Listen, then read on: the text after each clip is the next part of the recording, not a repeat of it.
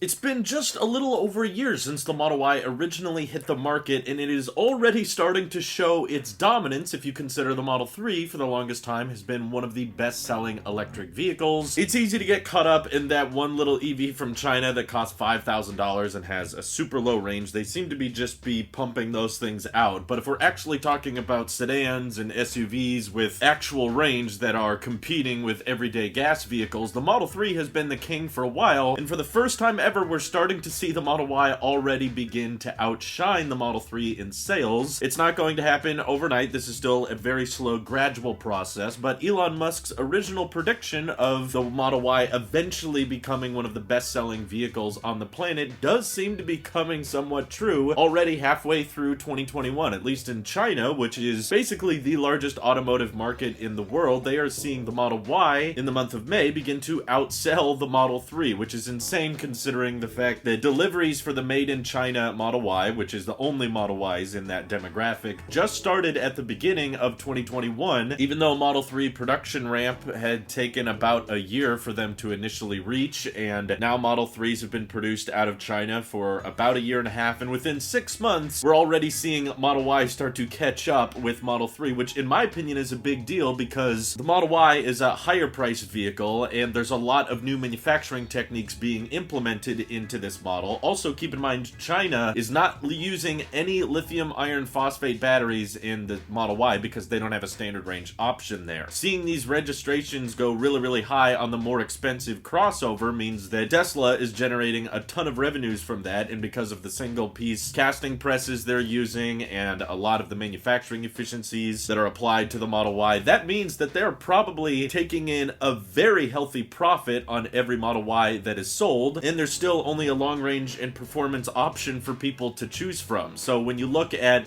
for the year, the Model 3 is still technically selling better in 2021 just because they had their full production rate at the beginning, where the Model Y literally was starting from nothing in January and is now scaling its way up. But consider within that Model 3 sales, you have all of those standard range options as well, which I'm sure are not quite as profitable. But if we just go back another month, in April, it was shown that through global EV registrations, the Model Y actually started to surpass the Model 3. Now, it could be partially because they're exporting a lot of Model 3s to different countries all over the world, and there's some gap time between actual production numbers at Giga Shanghai and when deliveries officially begin, so there could be a lot of Model 3s sitting around on boats or being shipped right now, and that number may fluctuate a bit, but either way, the fact that these types of headlines and these types of statements can actually be made possible in June, despite there only being 2 factories right now producing Model Y. One of them just started basically in January, and simultaneously we have Tesla playing around with the manufacturing equipment at Giga Berlin and Giga Texas. We're seeing some internal footage of them toying around with trial production and seeing how the robots can work, and Tesla has received permits from Germany to experiment with things like the next generation paint shop. Essentially, the Model Y is already selling really well, and it's already topping these charts and starting to outsell the last king, which was the Model 3, and we've got 2 factories on the way that are supposed to be operational by the end of this year. So once again, I just want to say that the idea of the Model Y becoming the best-selling vehicle in the world is really not that crazy if you consider how well it's doing today, and Tesla essentially gets to say, this isn't even my final form. I'm also happy to see that the Model Y doesn't really appear to be cannibalizing any of the sales of the Model 3. That was a big concern of mine, but I think it's safe to say there's enough of a price difference and a feature difference that, the Model 3 is able to go after both people who are comfortable with having a standard range vehicle and a lithium iron phosphate battery chemistry, and also being able to prioritize people who want a bit more performance. The Model 3, I think, aesthetically is just a tad better than the Model Y. Obviously, they're very similar, but it fits into more of that sports car demographic, and with that insane acceleration you get in the performance models, doesn't seem like Model Y is taking away much sales from the 3, which is a good thing for Tesla overall. But seeing all these strength in numbers shows that, yeah, as we expected, the crossover segment is much bigger than the mid-size sedan segment, and lots of people are opting for the Model Y, and that's ultimately the best case scenario Tesla could have ever hoped for, making sure the Model 3 stays firm and confident in its demographic. And yeah, while a lot of us may think it's obvious that, well, Model Y is a little bit more expensive, but it's way more practical, you can fit way more stuff in there, the demographic the Y serves isn't really replacing a ton of Model 3s with Model Ys. They're they're happy that there is now a Tesla that is more practical, that can technically sit 7 people but still have great range, still have access to the amazing supercharging network, and I'm glad that Tesla is able to share 75% of the parts between these two vehicles and still have both of them selling extremely well and with insane volume. Tesla's gonna crush it, I'm sure, with this quarter's deliveries if the rumors about how China's growth are real, and I think they are. And by the end of this year, I think Tesla could comfortably exceed 900,000 vehicles delivered, potentially even hit 1 million, but a lot of things will have to go right. There is a chip shortage going on right now, but thankfully, as of tomorrow, Tesla will be able to account for some Plaid Model S's being delivered in Q2. Fastest production car in the world. I'm sure they're going to keep bragging about that for a while. I'm happy to see this type of success, and I'm curious if you guys think the Model Y is going to become the best-selling vehicle by revenue in 2022 and best-selling vehicle by units in 2023. I'm definitely sure the price is going to have to go down a bit, but I think with the ramping of 4680s and the fact that all the batteries they're making right now are basically guaranteed to go in these second-gen Model